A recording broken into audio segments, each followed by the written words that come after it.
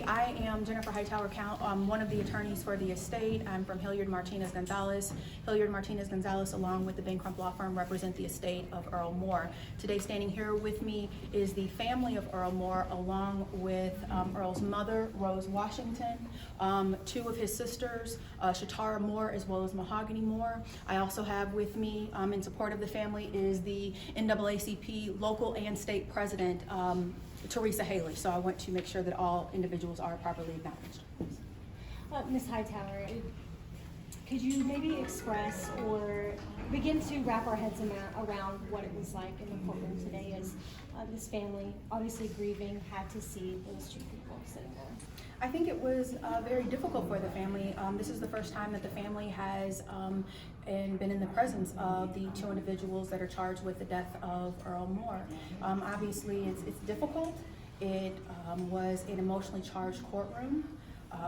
The family is grieving. I think it was even stated by one of the defense attorneys that this case is hard to wrap your mind around. Well, that is one of the few statements that I agree with today. This is hard for the family to wrap their mind around, the fact that Earl Moore is gone, the fact that their son, their brother, their nephew, their uncle, that he's gone and he's never coming back. And so, you know, we are very pleased with the decision of the judge to keep the bond in place as is. And so at this point, it's for the legal process to continue. Why did you feel it was important to give that statement today in court on behalf of the family? Well, I think it's important for the victims to be heard. It's certainly appropriate under the statute. It's a little bit different. Normally the victims, the family of the victims are heard in court, but the family asks that I speak on their behalf. And so I think it's important, like I said, that we stick to the facts and that we remember that Earl Moore was a person. He was a son. He was loved. He was a member of this community. He's not just a name on a piece of paper. That's what's most important, and he's more than a viral video. Does anybody from the family want to say anything? Anybody? I'll be speaking on behalf of the family today. Thank you.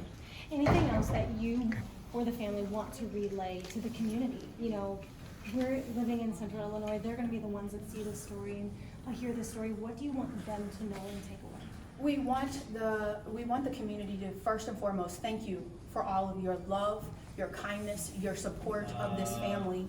The community support has been overwhelming, but this is just beginning.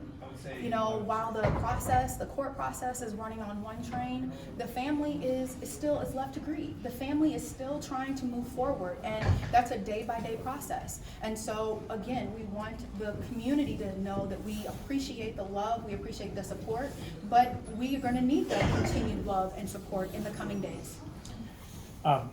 Mr. Hankin and Mr. Keene both brought up that their defendants were not flight risk and that they were not dangerous to the community. You want to rebut that? We take no position on if the defendants are a flight risk or any of the comments made by as to the conditions and of the defendants. We'll say that. We have no position on that. We will say that we will remain steadfast in the fact that this is a first-degree murder charge and it should be treated as any other first-degree murder charge.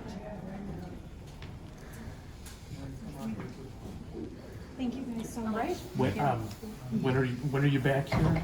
And are you going to be at the table for most of the criminal proceedings?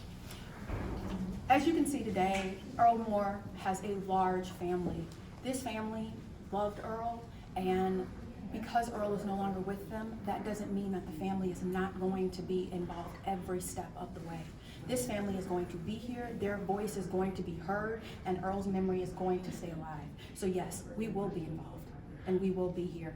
Obviously, this is a criminal matter. This is out of our purview. This is in the purview of the prosecutor, but this family and counsel will be here to support this family, and we will be present. But Earl's memory will remain alive. Yes, sir. But you said the family does agree with the $1 million bond set for the defendants? Absolutely. We believe that the bond is appropriate. It's being treated as any other first-degree murder charge, despite the shoulda, woulda, couldas, maybe, what if, and any other hypothetical that was given today. The fact of the matter is, this case is in Sangamon County, Illinois, here in Springfield, Illinois. There is no other case that it should be compared with. and it should be treated like any other first-degree murder charge and given the same respect and deference that any other same or similar charge in the state of Illinois is.